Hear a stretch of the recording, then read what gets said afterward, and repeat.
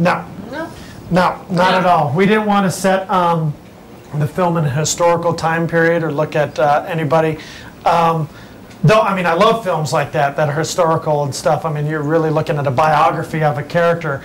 But I think for us, telling an original tale is much more appealing because then we're not kind of beholden to that one lesson that particular character goes through. That we can create a character that's going to be more relatable to everybody, you know, that's going to have, you know, be inspiring or be a role model for people who watch it, you know, and that everybody will get something different out of watching this character go through the journey. And we could really make the journey a specific journey to really focus on what our ultimate message is going to be to the audience. I mean, that's, as storytellers, that's what we're really exploring. Not that this person had a fantastic life, you know, and they went through these changes, but, you know, at the end of the day, we're looking to make, you know, this tale complete with a message at the end that's relatable to everybody, you know.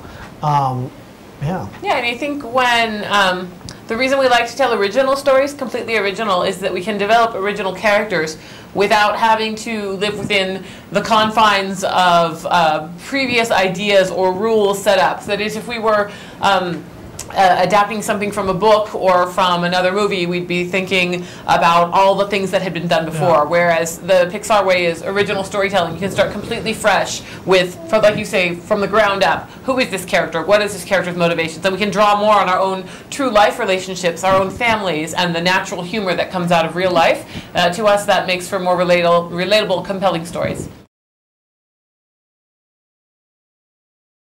Well, I mean, there's that whole adage of write what you know. I mean, telling stories, especially original stories, is incredibly difficult. And if you don't know, you have to find out, right? You have to do your research so you have those details to make it real and authentic to the audience, right?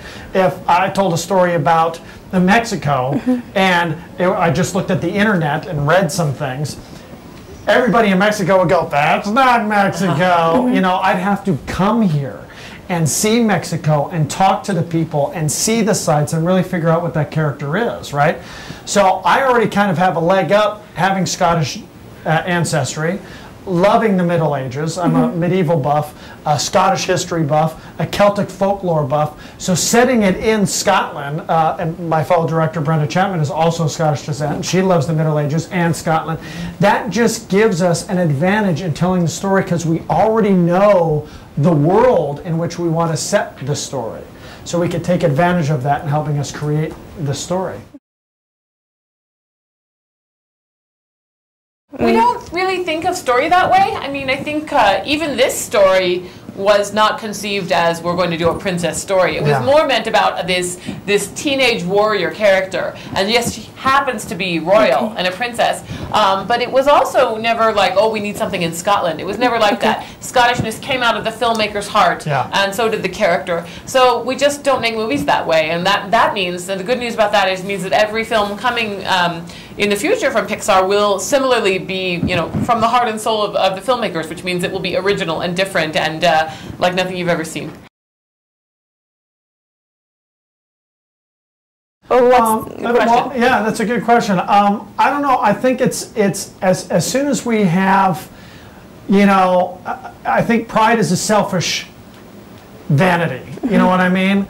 I think while it has its place in making us feel good about what we do, you know, I think it can also be negative as well. And I think in the same way that brave, there's a duality in everything. I think there can be a negative aspect about being brave, that, oh, I'm going to be brave, so therefore I will fight everything. And that's not what the definition of brave is. You know, there's another version of brave that's an internal version of brave that we mostly fail every day, you know, as human beings. And that's to own our flaws and own our mistakes and turn to the people we've offended or misused or in saying, I'm sorry, I blew it.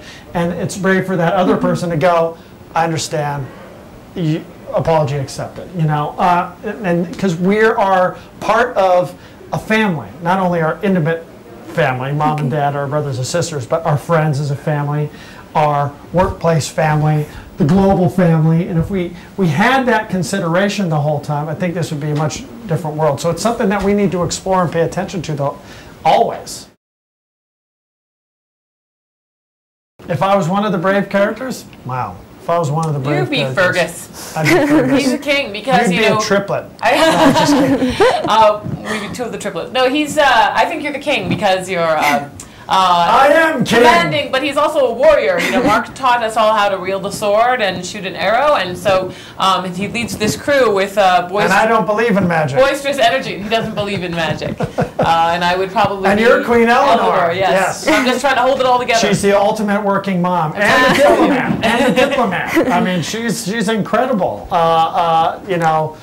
Producing this movie and dealing with. I mean, we don't have just 3 lords. We have all of our heads of all the departments. A lot of personalities. Lots of personalities. And she gets in there and, handles everybody. I just want to get in there and yell at them and fight. So, yeah. It takes complementary skills to make a movie and complementary skills to run a kingdom, just like Fergus and Eleanor. Okay.